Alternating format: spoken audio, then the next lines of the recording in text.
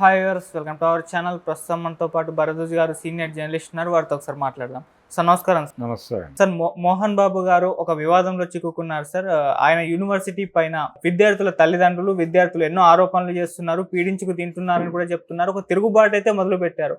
ఒకప్పుడు మోహన్ బాబు గారు విద్యార్థులను పట్టుకొని ప్రభుత్వానికి అగెనిస్ట్ గా ధర్నాలు చేశారు సార్. ఇప్పుడు అదే విద్యార్థులు ఆయన పైన తిరుగుబాటు చేస్తున్నారు. అంటే ఏం జరుగుతుంది అక్కడ కాలేజీలో? మరి ఈ ఆరోపణల పైన ఆయన ఇప్పటివరకు అయితే ఇంకా రెస్పాండ్ అవ్వలేదు. మీరేం చెప్తారు సార్ ఇష్యూ పైన? అంటే జరుగుతున్నటువంటి వ్యవహారాలు, కనిపిస్తున్నటువంటి వినిపిస్తున్నటువంటి విశేషాల ప్రకారం అది అక్కడ వాళ్ళు ఏం చేస్తున్నారు, ఫీజులకు సంబంధించిన మోత మోగుతోంది అనేది ఒకటి. రెండోది సౌకర్యాలు ఆ లెవెల్లో లేవు. ఫీజులు ఏ లెవెల్లో ఉన్నాయో సౌకర్యాలు ఆ లెవెల్లో లేవు అనేది వాళ్ళ ఆరోపణ చేస్తున్నారు. పేరెంట్స్ అసోసియేషన్, టెక్నికల్ ఎడ్యుకేషన్లో పేరెంట్స్ అసోసియేషన్ ఉంది. దానికి సంబంధించినటువంటి ఆఫీస్ బేరర్స్ మీడియా ముందుకు వచ్చి మాట్లాడారు. ఈశ్వరయ్య అని ఆయన ఎవరో మాట్లాడారు ఆల్రెడీ. ఆయన చెప్పింది ఏంటంటే వీళ్ళు కాలేజీ బస్సెస్లో కూడా ప్రాపర్గా అకామిడేట్ చేయలేకపోతున్నారు స్టూడెంట్స్ని. నిలబడి దాదాపు 45 నిమిషాలు జర్నీ చేయాల్సినటువంటి పరిస్థితులు ఉన్నాయి. అలాగని ఫీజుల్లో తగ్గింపులు అవేం లేవు అనేది ఒకటి. రెండోది, మోహన్ బాబు గారు తరచూ చెప్పేది ఏంటంటే చాలామందికి ఉచితంగా విద్య అందిస్తున్నామని. ఆ శాతం చాలా తక్కువ అనేది ఇప్పుడు వీళ్ళు మాట్లాడుతున్నారు కొత్తగా. అంటే బయట నుంచి ఎలిగేషన్స్ చేయటం కాదు, లోపల నుంచి విమర్శలు రావటం అనేది ఇప్పుడు ఇబ్బంది పెడుతోంది. రెండోది, ఫ్యాకల్టీ బాగాలేదు అనేది ఇంకొక విమర్శ. ఫ్యాకల్టీ బాగుండటం లేదు, కంటిన్యూషన్ ఉండటం లేదు, వాళ్ళు చేరిన కొంతకాలంలోనే వెళ్ళిపోతున్నారు, దీంతో స్టూడెంట్స్ సఫర్ అవుతున్నారు అనేది ప్రధానమైనటువంటి అకాడమిక్ విమర్శ. దానికి రీజన్ ఏమిటి, ఏం చెప్తున్నారు వీళ్ళంటే శాలరీస్ ప్రాపర్గా లేవు అనేది ఒకటి. ప్రాపర్గా లేవు అనే దానిలో రెండు సెన్సెస్ ఉన్నాయి. ఒకటేమో అప్ టు ది మార్క్ లేవు అనేది ఒక గొడవ అయితే, ఇంకొక గొడవ ఏంటంటే ఇవి ప్రాపర్గా ఇవ్వటం లేదు అంటే ఒక డేట్ని ఇవ్వటం లేదు, ఏదో టైంలో ఇస్తున్నారు అనే తరహా ఆరోపణ ఒకటి. ఇందులో వాస్తవాలు ఉన్నాయా అవాస్తవాలు ఉన్నాయా అనేది వేరే గొడవ. ఈ పేరెంట్స్ కమిటీ నుంచి బయటకు వచ్చినటువంటి ఎలిగేషన్స్ ఇవి తప్పైతే తప్పని చెప్పి వాళ్ళు డినై చేయొచ్చు. రెండోది, చాలా సందర్భాల్లో మాకు ఈ సమస్యలు ఉన్నాయి చెప్పుకోవాలి మీతో అని చెప్పి కనుక వెడితే వైస్ ఛాన్సలర్గా మోహన్ బాబు గారే ఉన్నాడు ఆ యూనివర్సిటీకి. ఈయన 92లో విద్యా సంస్థలు ప్రారంభించాడు. ఏది శ్రీ విద్యా నికేతన్ అనే పేరుతో ప్రారంభించారు. ప్రారంభించిన తర్వాత ఆ రోజుల్లో ఆయన అంటే డెడికేటెడ్గానే సర్వీసెస్ అందించే ప్రయత్నం చేశారు అనేది ఆ రోజుల్లో ఎస్టాబ్లిష్ అయినటువంటి వార్త. అలాగే తన పాఠశాలల్లో చదివేటువంటి విద్యార్థులు, వాళ్ళతో కల్చరల్ యాక్టివిటీసు ఇవన్నీ కూడా రెగ్యులర్గా జనాల్లోకి వచ్చేవి. ఆ వీడియోసు ఫోటోలు ఆయనే విడుదల చేసేవాడు. అలాగే ప్రతి సంవత్సరం కూడా ఒక అక్కడ ఇది జరిగేది. ప్రతి ఇయరు అకాడమిక్ ఇయర్ చివరిలో ఒక ఫంక్షన్ జరిగేది. దానికి సినిమా సెలబ్రిటీస్ వెళ్ళేవాళ్ళు. చిరంజీవి గారు కూడా వెళ్ళాడు ఒకసారి. ఇలా ఆయన అక్కడ విద్యార్థులతో చాలా మమేకమై విద్యార్థుల కోసమే తాను ఉన్నట్టుగా కనిపించేవాడు. దానిలో చాలామంది అంటే గతంలో విద్యా వ్యవస్థలో పనిచేసిన చాలామంది రిటైర్డ్ పీపుల్ కూడా ఉండేవారు అక్కడ. ఇలా నడుపుతున్నటువంటి వ్యవస్థ మీద సడన్గా ఈ ఆరోపణలు రావటం, అంటే రీఎంబర్స్మెంట్, ఫీజు రీఎంబర్స్మెంట్ వ్యవహారానికి సంబంధించి ప్రభుత్వం తాత్సారం చేస్తోంది అనే ఆరోపణతో ఆయన గతంలో తెలుగుదేశం పార్టీ ప్రభుత్వ హయాంలో ఆయన రోడ్డు మీదకి వచ్చి ధర్నాలు చేసిన మాట వాస్తవం. అప్పుడు విద్యార్థులు ఆయనతో పాటు కలిసి కదిలారు. ఇప్పుడు కండిషన్ ఏంటంటే ఏదన్నా ఇష్యూ ఉండి కాలేజీలో వైస్ ఛాన్సలర్ గారికి చెప్పుకోవడానికి ప్రయత్నం చేస్తే అక్కడ బౌన్సర్లు గెంటేస్తున్నారు అని. మోహన్ బాబు గారి ప్రధాన వ్యాపారం విద్యారంగమే. ఆయన శ్రీ విద్యా నికేతన్ ప్రారంభించిన నాటి నుంచి ఆయన రకరకాల పేర్లతో వేరు విద్యాసంస్థలు ప్రారంభించారు. హైదరాబాదులో కూడా వాళ్ళ విద్యాసంస్థలు ఉన్నాయి. అయితే వీటన్నిటినీ ఒక అంబ్రెల్లా కింద తీసుకొస్తూ వీళ్ళు మోహన్ బాబు యూనివర్సిటీ అనే పేరుతో ఒక వ్యవస్థని ఏర్పాటు చేశారు. అది అటానమస్ బాడీ, వాళ్ళే నిర్ణయాలు తీసుకోవచ్చు. అటానమస్ బాడీగా ఎప్పుడైతే అది డిక్లేర్ అయిపోయిందో అక్కడి నుంచి లోపల కొంచెం అరాచకాలు జరుగుతున్నాయనే వార్తలు అప్పుడప్పుడు వస్తున్నాయి, కానీ ఎవరు సీరియస్గా ఖండించడం కూడా జరగలేదు అట్నుంచి. ఇప్పుడు కొంచెం సీరియస్ ఎలిగేషన్స్ చేశారు. చేయటం మాత్రమే కాదు, వీళ్ళు కేంద్రంలో ఉన్నటువంటి టెక్నికల్ బోర్డుకి లెటర్లు రాశారు.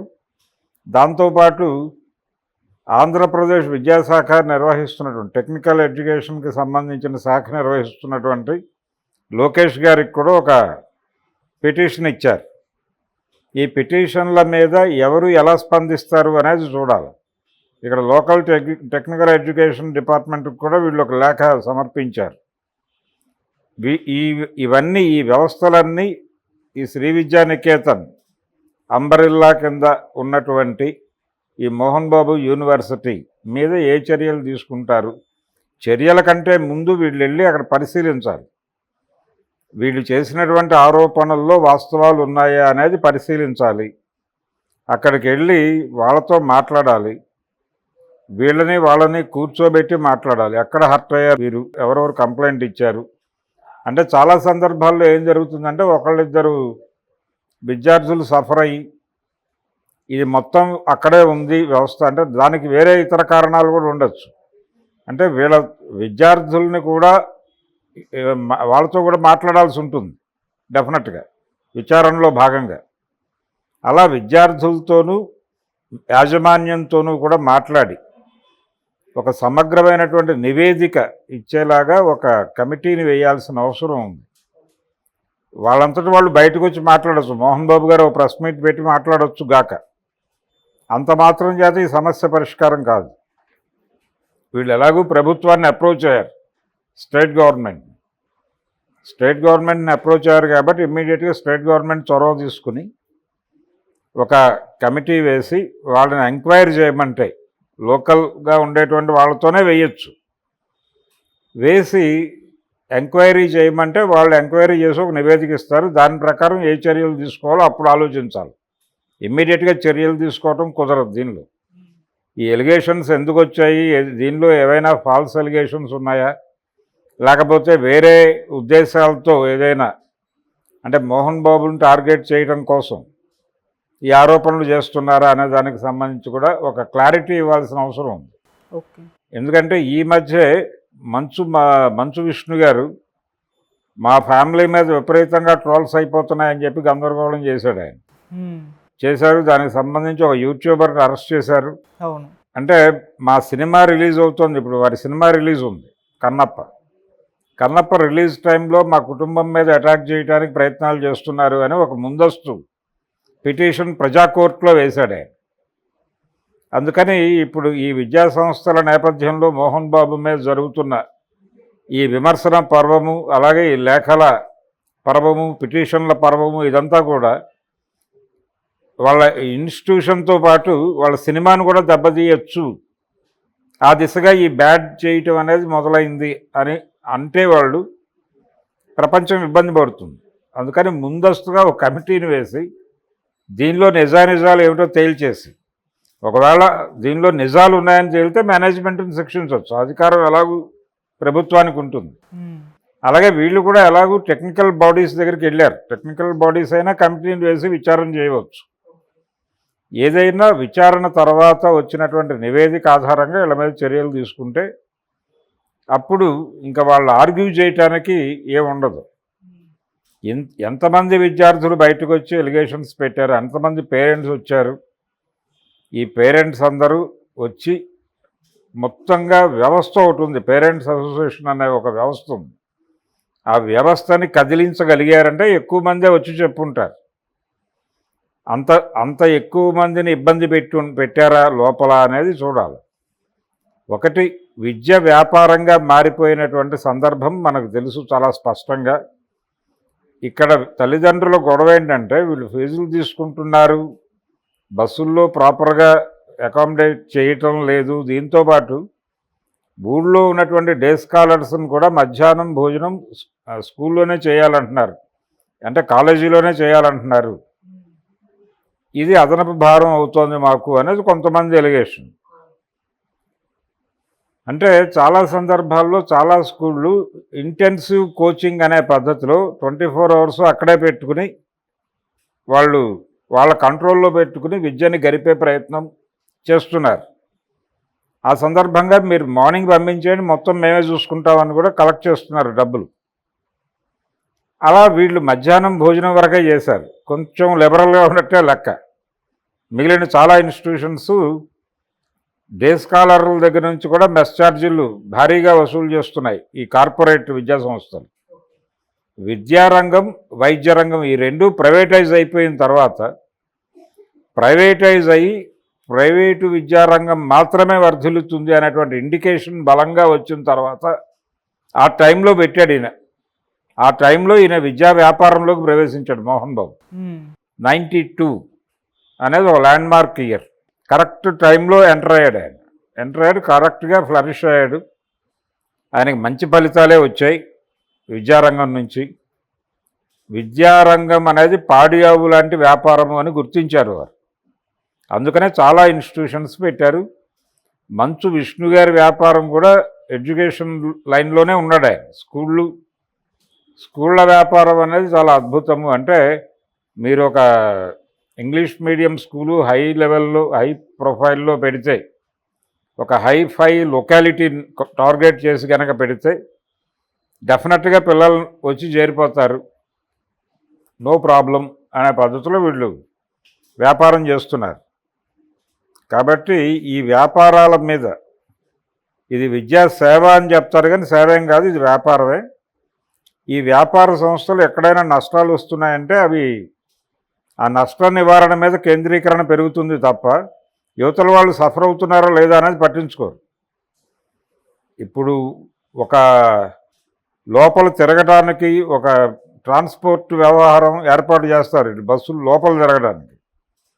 ఇన్స్టిట్యూషన్ లోపల తిరగడానికి కూడా, క్లాస్ టు క్లాస్ వెళ్ళడానికి కూడా ఏదో ఒక వెహికల్ అరేంజ్మెంట్ చేశారు అనుకుందాం. దానివల్ల నష్టం వస్తుంది అనుకుంటే నిర్మమాటంగా తీసేస్తారు అది. ఇది స్టూడెంట్స్ని ఇబ్బంది పెడుతుంది అనేది పట్టించుకోరు. ఇక్కడ లాభాపేక్ష ప్రధానం. వీళ్ళేమి చారిటీ, వాళ్ళు చెప్తారు ఓపెన్గానే, మేము చారిటీ చేయటం లేదు అనేది చాలా క్లియర్గా చెప్తారు గొడవ అయిపోయిన తర్వాత. అందుకని దానికి సంబంధించినటువంటి ఇబ్బందులు ఏమి ఉన్నాయి వాళ్ళకి అనేది కూడా ఈ కమిటీ విచారించాలి. ఏవైతే ల్యాప్సెస్ అంటున్నారో వీళ్ళు, దానికి సంబంధించి ఎందుకు అలా చేస్తున్నారు అనేది విచారణ చేసి వాళ్ళ దగ్గర నుంచి ఇన్ఫర్మేషన్ తెలుసుకొని దాన్ని పబ్లిక్ డొమైన్లో ఉంచి నిర్వహించాల్సిన కేసు ఇది. ఎలా జరుగుతుంది అనేది చూద్దాం. మోహన్ బాబు అయితే ప్రస్తుతం అంటే విద్యాదాతగా ఆయన ఒక పాపులారిటీని గెయిన్ చేశాడు. ఆయన ప్రతి సినిమాలోనూ దీనికి సంబంధించిన యాడ్ వేసేవాళ్ళు ఆ రోజుల్లో. ఈ శ్రీ విద్యానికేతన్ కోసం ఆయన ఎంత పరితపిస్తోంది ఒక యాడ్ వేసేవాళ్ళు. ఇప్పుడు చాలా విస్తరించింది వ్యాపారం.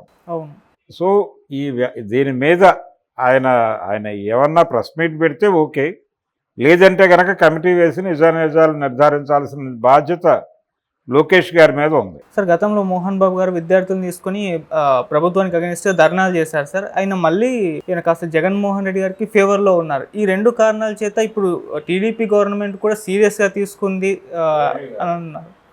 ఎవరు చెప్పారు? ఆయన గతంలో ఫీజు రీఎంబర్స్మెంట్ కోసం రోడ్డు మీదకి వచ్చి గొడవ చేశాడు. నేను ఇందాక చెప్పాను ఆ విషయం. అయితే వైఎస్ఆర్సీపీతో ఏమి సన్నిహితంగా లేరు. మన ఎన్నికల్లో వాళ్ళు ఏం ప్రచారాలు ఏం చేయలేదు, దూరంగానే ఉన్నారు, డిస్టెన్స్ మెయింటైన్ చేశారు. అలాగే ఆ మధ్య వాళ్ళ ఇంట్లో ఏదో మ్యారేజ్ జరిగితే ఏదో వెడ్డింగ్ కార్డు ఇవ్వడం కోసం చంద్రబాబుని పర్సనల్గా కలిసి మాట్లాడారు. ఆ ఫోటో కూడా బయటకు వచ్చింది, వైరల్ అయింది. అంటే మళ్ళీ ఈయన తెలుగుదేశం వైపు టర్న్ అవుతున్నాడా వైసీపీ నుంచి అని కూడా ప్రచారం జరిగింది. ఫైనల్గా ఆయన ఎటు పోలేదు. పాలిటిక్స్ పట్ల నేను విముఖంగా ఉన్నాను అన్నాడు, అదే స్టాండ్ మీద ఉన్నాడు. ఆయన పూర్తి కాన్సన్ట్రేషన్ ఎడ్యుకేషనల్ ఇన్స్టిట్యూషన్స్ మీద పెట్టేసి దాదాపుగా ఆయన ఒక రకమైనటువంటి వానప్రస్థాశ్రమంలో ఉన్నానని చెప్తున్నాడు ఆయన. అయితే ఆయన సినిమా ప్రయత్నాలు దాదాపు ఆపేశాడు, ఇంకా నటన అనేది లేదు అనే వాతావరణంలోకి వస్తున్నాడు ఆయన. మళ్ళీ సినిమాలు చేస్తాడేమో తెలియదు. అంటే ఏదైనా ప్రత్యేకమైన క్యారెక్టర్లు చేస్తే చేయొచ్చు, ఆయన వయసు సహకరించినంతకాలం. సో ఆయన ప్రస్తుతం ఆయన కేంద్రీకరణ అంతా అక్కడే ఉంది. ఇప్పుడు ఈ గొడవలో ఆయనే కీలకం అని అనుకోవడానికి కూడా లేదు. ఎందుకంటే ఆయన అంతసేపు కేటాయిస్తున్నాడా అక్కడ అనేది ఒక డౌట్. ఇందులో కొన్ని అంటే ఇప్పుడు ఈ బౌన్సర్లు దాడి చేశారు, ఇలాంటిది ఏదైనా ఏదో ఒకేషన్లో ఆయన అక్కడ ఉన్నప్పుడు ఏమైనా జరిగిందేమో. కాబట్టి ప్రతిదీ నిగ్గు తేల్చాల్సిన అవసరం ఉంది. వీళ్ళు చేసిన ఆరోపణల మీద, ఫీజు స్ట్రక్చర్ మీద కూడా ఆరోపణలు ఉన్నాయి. వీటన్నిటి మీద ఒక దర్యాప్తు కమిటీ వేయాల్సిన బాధ్యత ప్రభుత్వానికి ఉంటుంది. జనరల్గా ఎలిగేషన్ వచ్చాక ముందు విచారణ జరపాలి కదా, విచారణ జరిపాక కదా నిర్ణయాలు తీసుకునేది. ఆ ప్రయత్నం ఏదైనా లోకేష్ గారు చేస్తారేమో చూడాలి. ప్రస్తుతం అంటే చంద్రబాబుతో వాళ్ళకి బంధుత్వం కూడా ఉంది. అవును. మోహన్ బాబుకి బంధుత్వము ఉంది, మిత్రత్వం కూడా ఉంది.